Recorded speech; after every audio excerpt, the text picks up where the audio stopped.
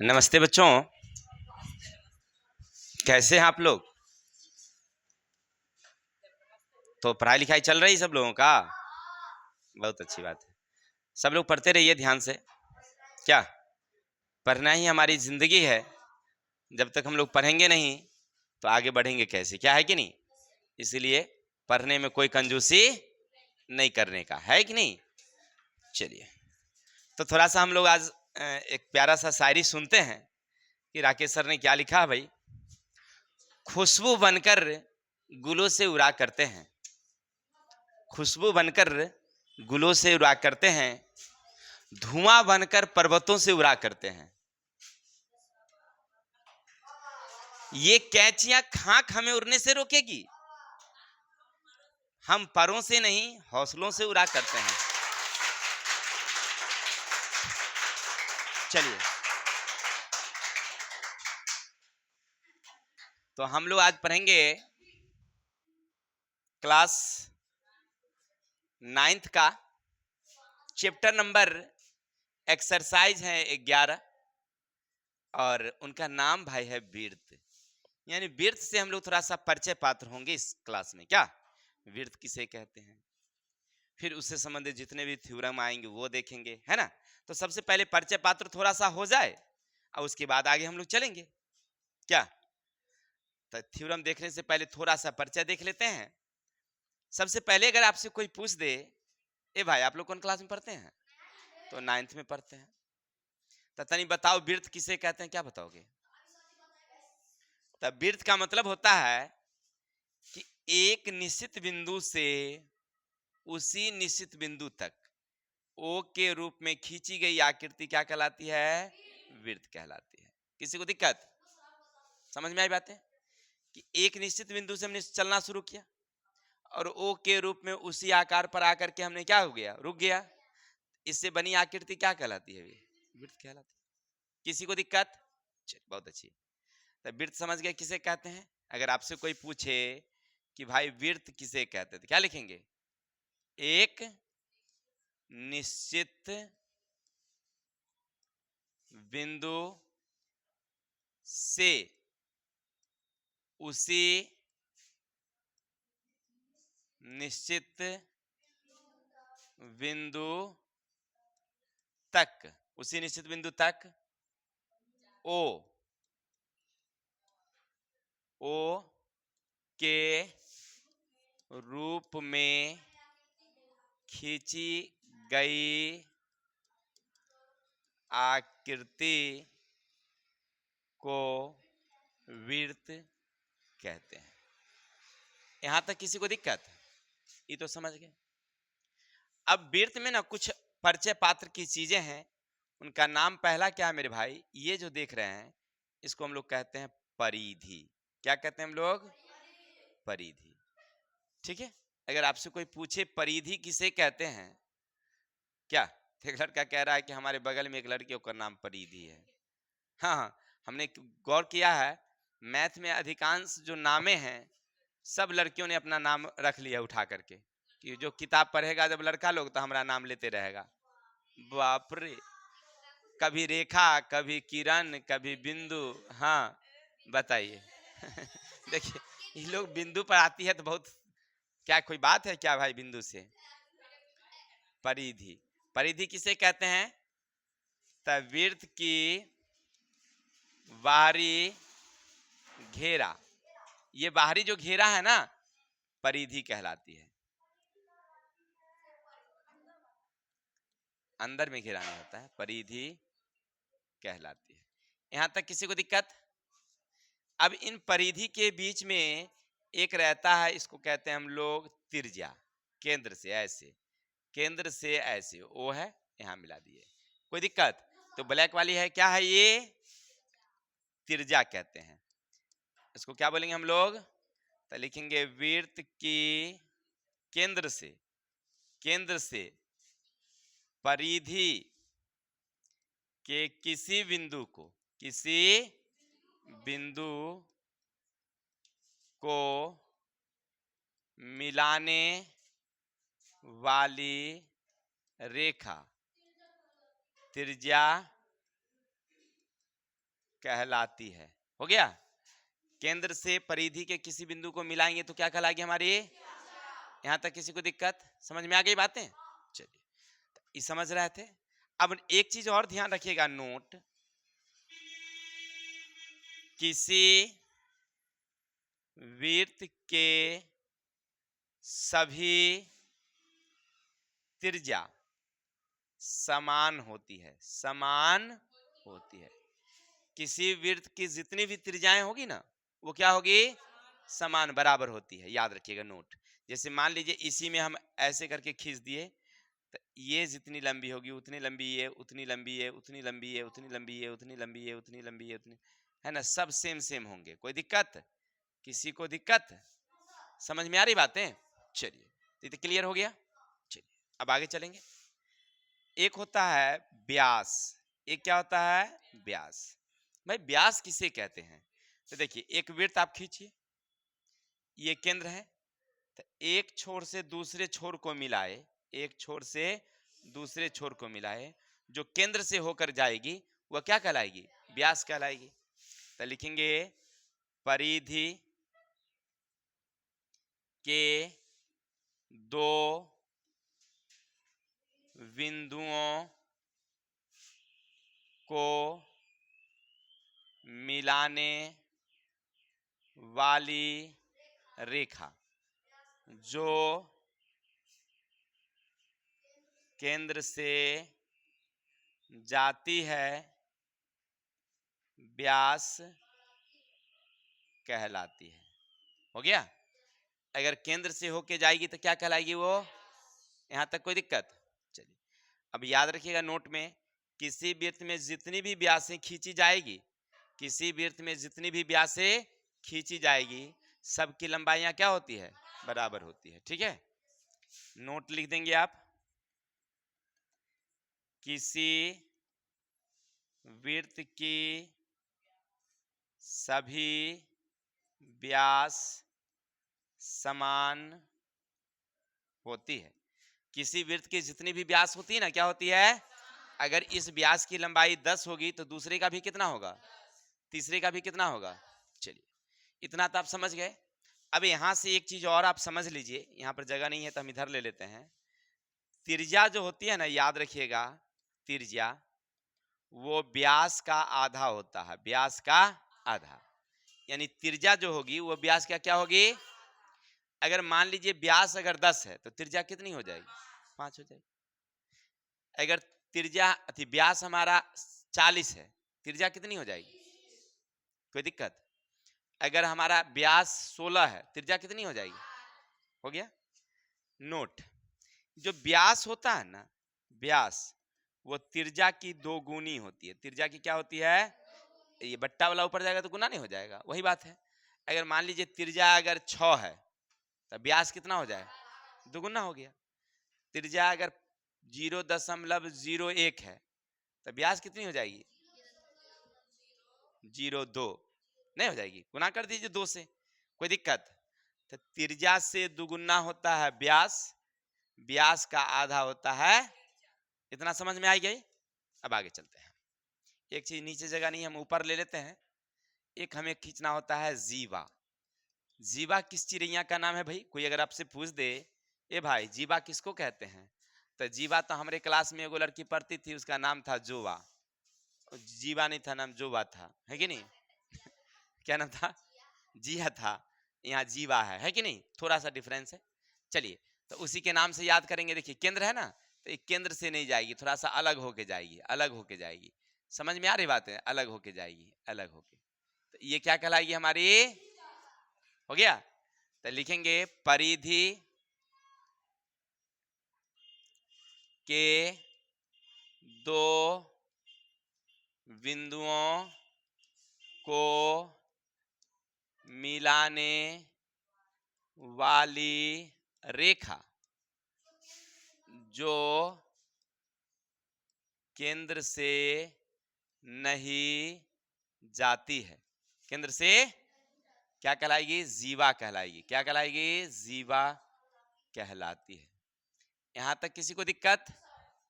एक चीज और नोट करिएगा, ध्यान रखिए, दीजिएगा आप। हमें यहां से इतना समझ में आया, चित्र से आप क्या समझ रहे हैं कि जो केंद्र के पास में है वो सबसे बड़ी है, और केंद्र से जैसे जैसे दूरी बढ़ी है जीवा की लंबाई क्या हो गई है, कम गई है। तो अब क्या लिखेंगे, नोट केंद्र के पास की जीवा बड़ी होती है जैसे जैसे केंद्र से दूरी बढ़ती है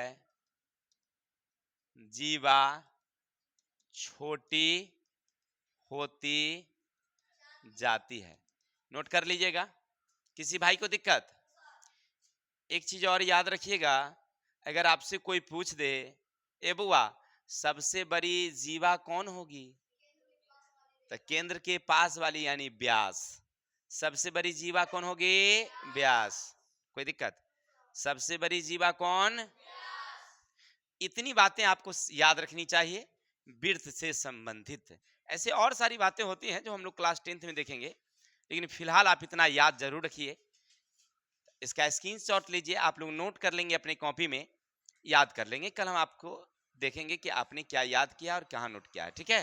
और भी सुंदर अक्षरों में आकृति जो भी बनेगी वो सुंदर सुंदर गोल गोल होना चाहिए प्रकाल की सहायता से, ठीक है। Any doubts? आगे चल सकते हैं हम। धन्यवाद। अब हम परिचय पात्र होंगे अपने विषय से कि भाई वहां पर कौन सी बातें कही गई है हमारे लिए, थोड़ा सा देखते हैं। यहां लिखा हुआ देखो, वृत्त की बराबर जीवाएं केंद्र पर बराबर का कोण अंतरित करती है। मतलब क्या कहा, एक थ्योरम है और कह रहा हमसे कि हमारे पास एक वृत्त है, उसमें दो जीवाएं हैं, दोनों जीवाएं बराबर हैं। दोनों जीवाएं क्या है भाई, इसका मतलब है हमें एक प्यारा सा क्या बनानी होगी, तस्वीर बनानी होगी। चलिए, तस्वीर में किसका तस्वीर बनाना भाई, वृत्त की। अब वृत्त की तस्वीर बना दी हमने, तो एक कह रहा है यहां से ए बी इतना बड़ा है, कोई दिक्कत। एक इधर में है ऐसे, इसका भी नाम है पी क्यू। दो समान जीवाएं हैं, केंद्र जो है वो ओ है। किसी भाई को दिक्कत? सबसे पहले ये जो कहा वो लिखते हैं हम लोग, तो प्यार से लिखेंगे हम लोग हल। हल लिखने के बाद जो कह रहा है उसको हम नोट डाउन करेंगे। लिखेंगे भाई सी ओ आर वृत्त में। अब कहे सर ये क्या लिख दिया आपने, तो सी ओ आर जैसे हम लोग त्रिभुज का नाम देते हैं ना, ए बी सी त्रिभुज, पी क्यू आर त्रिभुज, ऐसे बैठिए आप पहले, है ना। जैसे नाम डालते हैं उसी तरह से वृत्त को लिखने का एक तरीका होता है कि कहीं भी अगर वृत्त का नाम लिखेंगे तो ऐसे लिखेंगे, सी ओ आर एक वृत्त है, ठीक है। सी ओ आर एक वृत्त है। सी का मतलब होता है सर्किल, ओ से होता है केंद्र, आर हो गया त्रिज्या, है ना। चलिए, वृत्त में ए बी बराबर पी क्यू दो समान जीवाएं हैं। यहां तक किसी भाई को दिक्कत? अब हमसे पूछा क्या जा रहा है, तो हमसे पूछा जा रहा है कि अगर वो केंद्र पर कोण बनाएगी तो कोण बराबर होगी। केंद्र पर बराबर कोण, यानी केंद्र पर अगर कोण बनाती है तो बराबर होगी। तो सिद्ध करना है, क्या करना भाई, तो केंद्र पर बनी कोण, केंद्र पर बनी कोण, यहां ये वाली कोना, और इधर से अगर ऐसे कोना देखा जाए तो ये वाली कोना बराबर होगी। यानी कोना ए ओ बी, कोण ए ओ बी बराबर का कोण होगी पी ओ क्यू। यहां तक किसी को दिक्कत? अब आप कोई बता सकते हैं कि हम कैसे इसको बनाएं? बस बस बस बस बस, हो गया हो गया, बन गया। अब हमें क्या करना भाई, क्योंकि सीधी सीधी बात हम लोग पढ़ चुके थे कि जिस कोना को या जिस भुजा को बराबर करनी हो वो कौन सी त्रिभुज में आ रही है उसका नाम पहले ढूंढेंगे, वो त्रिभुज को क्या कर देंगे हम लोग, और जैसे ही सर्वांग समसिद्ध करेंगे तो हो गया बराबर। अब आपको नहीं लग रहा है, क्योंकि ये कोना हमें अगर सिद्ध करनी है तो ये किस त्रिभुज में आ रही है? तो ए ओ बी, त्रिभुज ए ओ बी तथा अब इधर से आ रही है पी ओ, त्रिभुज पी ओ क्यू में। अब गौर करिए दोनों में आपको क्या क्या बराबर मिल रही है? हाँ सर, देखिए पहले तो आप यही बताए थे कि दोनों ब्लैक वाली क्या है, बराबर है, यानी बराबर जीवा है। तो आप लिखेंगे ए बी बराबर का पी क्यू। क्या है यहाँ पर? बराबर जीवाएं। यहां तक किसी को दिक्कत? चलिए अब दूसरा क्या हो सकता है बराबर? तो ये वृत्त की त्रिज्या है, तो ये भी वृत्त की क्या है? अभी पीछे हम लोग पढ़े थे कि वृत्त की त्रिज्याएं क्या होती है? बराबर होती है। इसका मतलब है कि ओ ए बराबर ओ पी और ओ बी बराबर का ओ क्यू। इसको क्या कह सकते हैं हम लोग? वृत्त की त्रिज्याएं क्या होती है? बराबर होती है। अब इतना देखने के बाद हमें स्पष्ट हो गया है कि हमें किसी त्रिभुज को सर्वांग करने के लिए क्या चाहिए? हमें या तो भुजा चाहिए या कोना चाहिए। तब भुजा तो मिल ही गया, तब पहली वाली को क्या बोलोगे तुम? भुजा। दूसरी वाली को क्या बोलते हो? और तीसरी वाली को क्या बोलोगे? सब भुजे है, तो इसको क्या कहेंगे हम लोग? सर्वांग, सर्वांग समता से त्रिभुज ए ओ वी सर्वांग सम त्रिभुज पी ओ क्यू। अगर त्रिभुज सर्वांग सम हो गई, इससे स्पष्ट हो रहा है कि कोण ए ओ बी बराबर का कोण पी ओ क्यू है। यहाँ पर त्रिभुज है, यहाँ पर कोण है, याद रखिएगा, है ना? इसका मतलब ये कोण ही कोण के बराबर, तो प्रूव्ड हो गया। Any doubts? स्क्रीनशॉट लिया जाए, आगे चला जाए। आप लोग नीचे बैठिए, हम बुलाएंगे अपने। है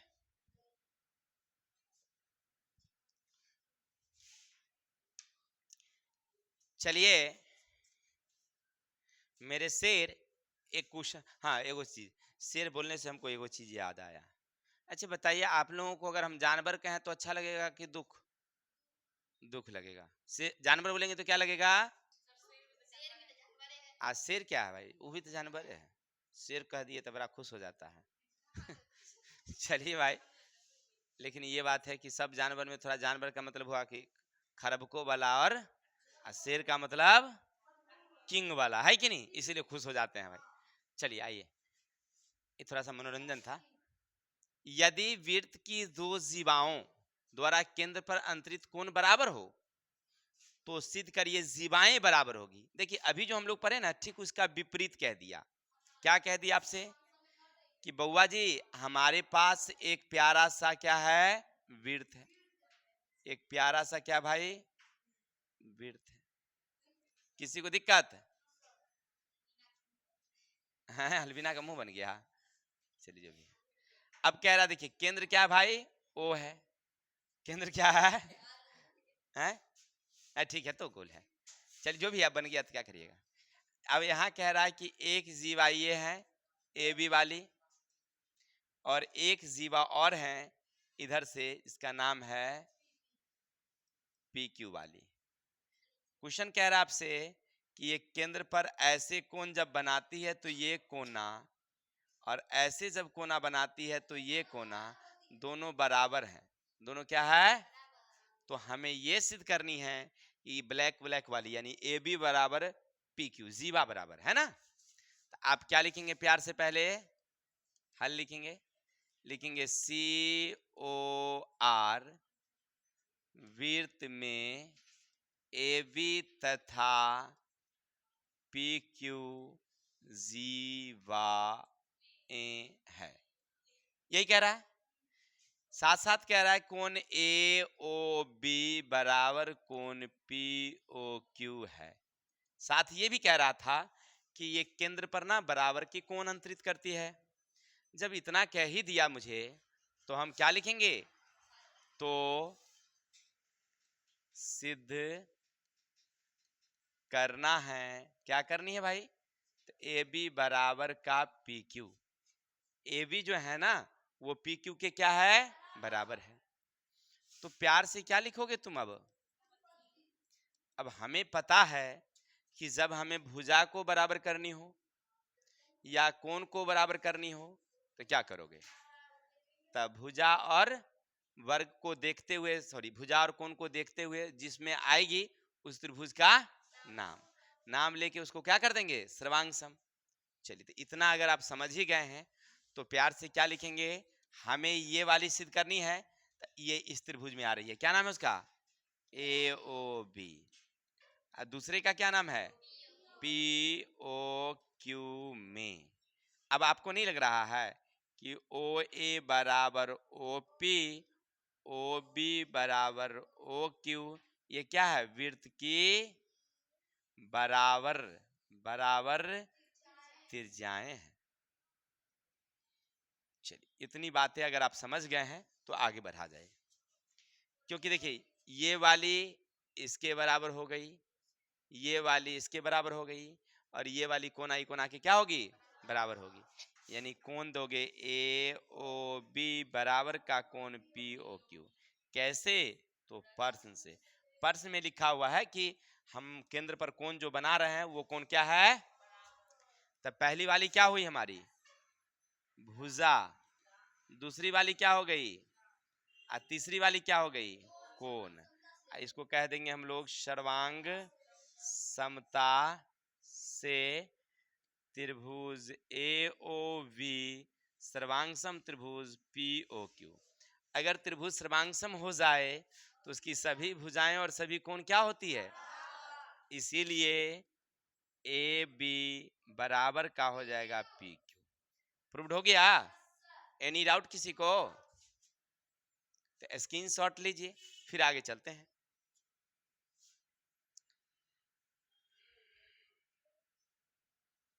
अब एक सामने थ्योरम 32 आ गई है। ये 32 वाली थ्योरम क्या कहती है, थोड़ा सा उसको भी पढ़ ही लेते हैं हम लोग। क्या भाई, किसी को दिक्कत? देखो क्या कह रहा है, वृत्त के केंद्र से जीवा पर डाला गया लंब जीवा को समद्विभाजित करता है। हमसे क्या कहा कि हमारे पास एक वृत्त है। चलो, तो जब वृत्त तुम्हारे पास है तो उस वृत्त का नक्शा हम भी तैयार कर ही डालते हैं। आप लोग जो भी तस्वीर बनाएंगे प्रकाल और पेंसिल की सहायता से सुंदर सुंदर गोल गोल बनाएंगे, ठीक है? क्योंकि हमारे पास उस व्यवस्था का नहीं है तो हम नहीं बनाते हैं, आप लोग अपने बनाएंगे, ठीक है? बिना पेंसिल का और गोल तस्वीर जिसकी नहीं रहेगी उसकी कॉपी मान्य नहीं होगी, याद रखिएगा। चलिए, केंद्र क्या है? ओ है, और एक जीवा खींचा गया है, इसका नाम है पी क्यू। किसी भाई को दिक्कत? अब आपसे कह रहा है कि अगर कोई आदमी केंद्र से अगर सीधे की ओर बढ़ गया इस पर, तो आकर के यहाँ पर ना मान लीजिए डी पर या एम पर लंब हो गया, लंब हो गया, लंब लंब माने 90 90। किसी को दिक्कत? तो हमें ये सिद्ध करनी है कि ये वाली इस वाली के क्या है, बराबर है, ये वाली और इस वाली के क्या है। अच्छा, इतना अगर आप समझ गए हैं तो हमको पहले इसको क्या करना चाहिए, लिख देनी चाहिए, लिख देनी चाहिए। क्या लिखेंगे प्यार से?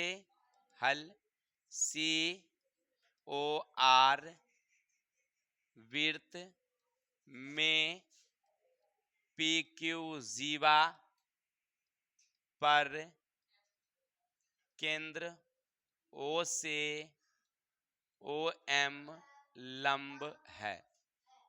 ठीक है, इतना कह दिया। अब हमें जब इतना कह ही दिया है तो हम क्या लिखेंगे? तो सिद्ध करना है। क्या सिद्ध करना भाई? तो पी एम बराबर का क्यू एम, यानी ये वाली इस वाली के क्या होनी चाहिए, बराबर। इतना अगर आप जान गए हैं तो सबसे पहले इसमें करना होगा रचना। कहेगा सर ऐसा काहे लगी? आपके दिमाग में आता होगा कि सर रचना काहे करें हम? तो हम जानते हैं कि अगर बराबर भुजा सिद्ध करनी हो या बराबर कोण सिद्ध करनी हो, है ना, तो बराबर भुजाएं और बराबर कोण में उसको त्रिभुज में ढूंढना होता है कि किस त्रिभुज से आ रही है। तो क्या ये कोई त्रिभुज में आ रही है? नहीं आ रही है। क्या ये आ रही है? नहीं आ रही है। तो सर क्या करेंगे, हम एक ठो ऐसे प्यार से मिला दें, प्यार से इस तरह से मिला दें, तो अब नहीं तस्वीर बन रही है त्रिभुज वाला? हाँ सर। तो क्या किया हमने, केंद्र ओ से ओ पी तथा क्यू को मिलाया। अब इतना जब आप मिला ही दिए हैं तो अब आपको अब इतना ज्ञात होनी चाहिए, तो यानी उपपत्ति लिखेंगे। अब गौर करके देखिए, हम जानते हैं कि जिस कोना को या जिस वर्ग को हमको सिद्ध करना हो तो पहले उस त्रिभुज को हमको ढूंढना पड़ता है। तो इसको ढूंढेंगे, क्या नाम हो जाएगी ये? तो त्रिभुज पी ओ एम। उधर वाली में देखेंगे तो त्रिभुज क्यू ओ एम में। गौर करके देखिए, ये दोनों में आ रही है, कौन वाली? तो ओ एम बराबर का ओ एम। अब बराबर है तो क्या लिखेंगे हम लोग? उभयनिष्ठ, दोनों में है इसीलिए। चलिए, इतना हो गया क्लियर। ये ओ एम इधर वाली त्रिभुज के लिए, इधर वाली त्रिभुज। एक नंबर। दूसरा नंबर, ये वाली इस वाली के क्या होगी? क्यों होगी बराबर? वृत्त की त्रिज्या है, तो वृत्त की त्रिज्याएं हमेशा क्या होती है? बराबर होती है। तो लिखोगे ओ पी बराबर का ओ क्यू, वृत्त की त्रिज्या है। चलिए, अब तीसरी भी, तो दो को तो मिल गया, एगो तीसरा चाहिए। ये कोना इस कोना की क्या होगी? क्या बोलोगे? कौन? ओ एम पी बराबर का ओ एम क्यू। कितना है? 90 डिग्री है। तो पहली वाली क्या निकल गई आपकी? तो पहली वाली निकल गई भुजा, दूसरी वाली निकल गई भुजा, और तीसरी वाली निकल गई कोण, है ना? सर्वांग समता से। देखो, एक लड़का कह रहा है कि तीसरी वाली बेवफा निकल गई। कौन कह रहा है? सुमित भाई आप बोले हैं? सुमित भाई गलती बात नहीं बोलिए, जबकि आपको 3 गो धिया पुता कल हो गया था, हम बता दिए थे। कौन कौन हुआ था? इलेक्ट्रॉन, प्रोटॉन, न्यूट्रॉन सुमित भाई का है कि नहीं? सबसे वृद्ध यही है क्लास में, मालूम है ना? अब नाटक अपना लोग किए तो उसमें बूढ़ा बाबा का रोलो किया था, क्या है? चलिए, बहुत अच्छी बात है। अब समझ गए। तो अब लिखेंगे हम लोग सर्वांग समता से त्रिभुज, त्रिभुज पी ओ एम, सर्वांगसम त्रिभुज क्यू ओ एम।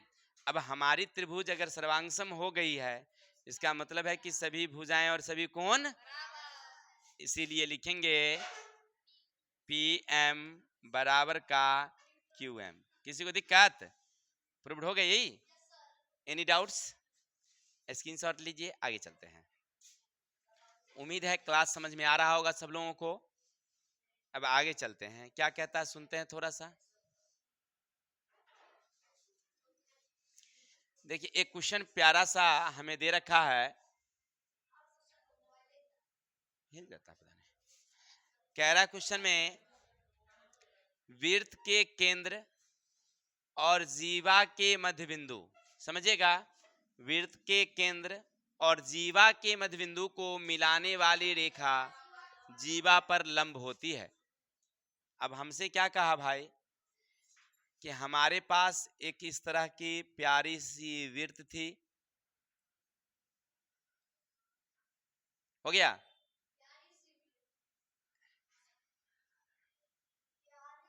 हो गया। अब कह रहा है इसमें एक हमारी जीवा थी इस तरह से, ए बी एक जीवा थी, केंद्र प्यारा सा ओ था, है ना? अब यहां से किसी भाई ने इस पर ऐसे करके डाला है, तो कह रहा है कि ये 90 होगा, ये हमें सिद्ध करना है। हमें प्रूव करना क्या है कि केंद्र पर जो हमने ऊपर से खींचा है तो वह क्या होगी? 90 होगी, ये हमें सिद्ध करना।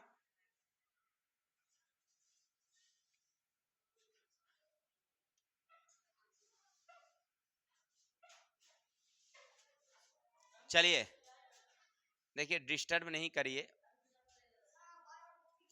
पढ़ने आए हैं कि नहीं आए हैं सो कह दीजिए हमें, तो या तो हम ही चले जाते हैं, आप लोग खेल के चले जाइएगा, हो गया खत्म कहानी।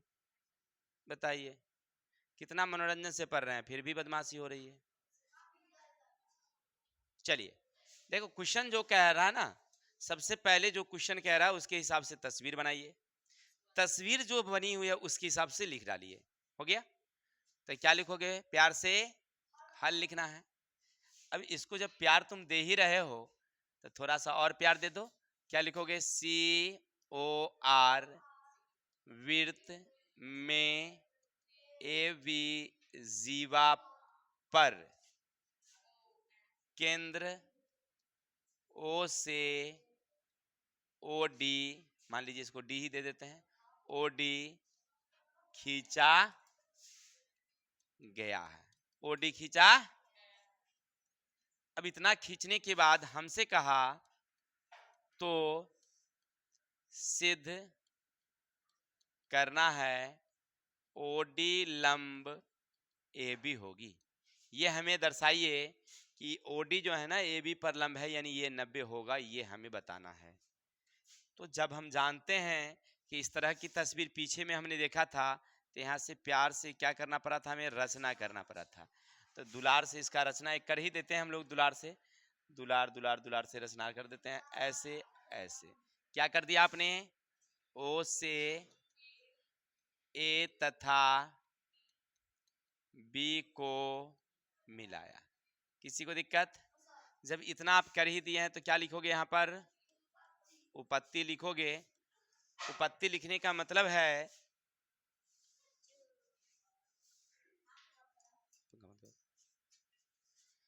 तो हमें सिद्ध करना है, समझिएगा। विनीता नीचे जाओ, बोलो फ्रिज बंद करेगा, फ्रिज चालू होगा। जल्दी जाओ जल्दी आओ। चलिए बंद करवा देना जाके। तो हमें ये सिद्ध करनी है कि ये लंब होनी चाहिए। तो अब आपको नहीं लग रहा है कि त्रिभुज AOD तथा त्रिभुज BOD में,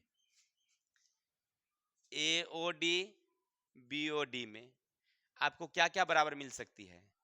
तो OD तो दोनों के लिए है, उभयनिष्ठ है। ये वाली और ये वाली क्या होगी? चलिए बहुत सुंदर बात है। तो आपने क्या लिखा? OA बराबर का OB, ये क्या है? त्रिज्या है। चलिए साथ ही साथ आपने OD बराबर का क्या लिखा? तो ये क्या है? उभयनिष्ठ है। इतनी बातें तो आप जान ही रहे थे। साथ ही साथ आप पीछे सिद्ध कर दिया था कि जब ऊपर से हम लंब खींचते हैं तो ये दोनों क्या होती है? बराबर होती है। इसका मतलब है कि AD बराबर का है BD, AD बराबर का है BD। तो पहली वाली क्या निकल गई? भुजा। दूसरी वाली क्या निकल गई? और तीसरी वाली बेवफा निकल गई ना जी। ये होगा। चलिए तो क्या लिखेंगे हम लोग? सर्वांग सम। सर्वांग समता से लिखेंगे त्रिभुज AOD सर्वांगसम त्रिभुज BOD, है ना। अब त्रिभुज सर्वांगसम हो गई है, इसका मतलब है OD लंब होगी किसके? AB पर। Any doubts? स्क्रीनशॉट लीजिए, आगे की ओर चलते हैं। अब लास्ट हमारी थ्योरम शायद है इस वीडियो का, बस यही लास्ट है। तो एक इसको देख ही लेते हैं। एक प्यारी सी थ्योरम आई है हमारे सामने, इससे भी थोड़ा सा परिचय पात्र हो ही जाते हैं कि कौन है, कहां से आई है, क्या नाम है। चलिए सुमित भाई बदमाशी नहीं करिए। 3 असंरेख बिंदुओं से, सुनिएगा, हेलो, 3 असंरेख बिंदुओं से होकर एक और केवल एक वृत्त खींचिए। एक और है या और है? देखो तो और होगा, यहां पर क्या होगा? और होगा।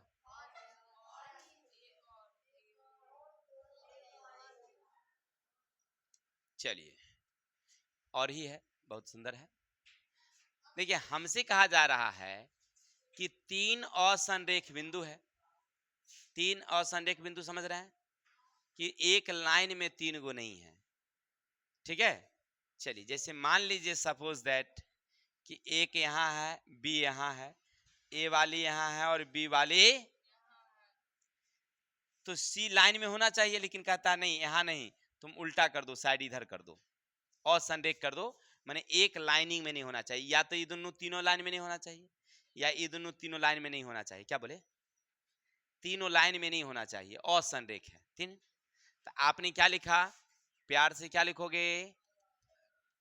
ए बी तथा सी तीन असंरेख बिंदु है, असंरेख बिंदु है।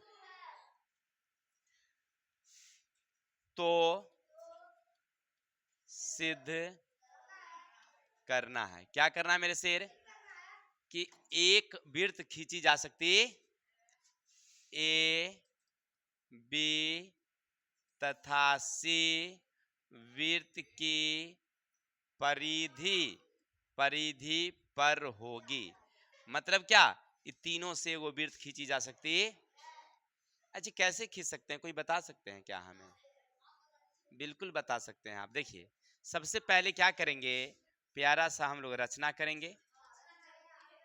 रचना क्या करेंगे? ए बी तथा BC को मिलाएंगे। मिला दिए? मिला दीजिए। ए वाली यहां से मिल गई, ये यहां से मिल गई। किसी को दिक्कत? अब क्या करना? AB को समद्विभाजित करना, लंब समद्विभाजन। ठीक है, समद्विभाजित करना है। मेरे कौन वाला? लंब समद्विभाजन। कोई दिक्कत? और BC को क्या करना है? लंब समद्विभाजन। तो जब दोनों को समद्विभाजित करोगे तो वो रेखाएं दोनों एक जगह मिलेगी। नहीं समझे बात को? ऐसे समझो, एक परकाल ले लेना। ठीक है, परकाल में लोहा यहां बिठाना, और पेंसिल वाली होती है ना, पेंसिल वाली, उसको आधे से अधिक दूरी लेना। देखो, आधे से अधिक दूरी यहां दोगे तो आधे से अधिक दूरी ऐसे, इधर ज्यादा होनी चाहिए, इधर कम। चाप खींच देना, जैसे इधर से चाप खींचोगे, इधर से चाप खींचोगे। किसी भाई को दिक्कत? बी को केंद्र मानोगे, इधर से चाप खींचोगे, इधर से चाप खींचोगे, ज्यादा से ज्यादा दूरी लेकर के। प्रकाल को अब कम बेस मत करना है, जितना लोगे उतने। अब यहां से मिला दोगे, ऐसे मिल गया, तो इसका ए बी का समद्विभाजन हो गया। ए बी का समद्विभाजन हो गया। ठीक है, सेम अब BC में वही कहानी कर रही है, तो BC का भी समद्विभाजन करोगे तो ऐसी आ जाएगी। अब ये जो तुम देख रहे हो ना, दोनों के मिलान बिंदु, वही तुम्हारी केंद्र है। वहां से वृत्त खींचोगे ना तो तीनों हो करके जाएगी ऐसे। समझ में आई बातें? किसी को दिक्कत? तो पहले क्या किया हमने? उपपत्ति लिखेंगे, AB तथा BC रेखा का लंब समद्विभाजक खींचते हैं या खींचते हैं, खींचते हैं, जो कहाँ मिलती है? ओ पर मिलती है। ओ से वृत्त खींचते हैं तो A B तथा C से गुजरती है। अर्थात ABC वृत्त की परिधि पर होगी, परिधि पर होगी। किसी को दिक्कत? तो आज के लिए इतनी रहने देते हैं, कल मिलेंगे नेक्स्ट वीडियो के साथ। तब तक के लिए हंसते रहिए, मुस्कुराते रहिए, हमें विदा दीजिए। जय हिंद। अच्छा लगा हो, प्यारा सा एक दिल भेजिएगा मुझे, हमें लगेगा कि आपने मुझे वीडियो को पसंद किया है। बाकी हम लोग, जय हिंद, जय भारत।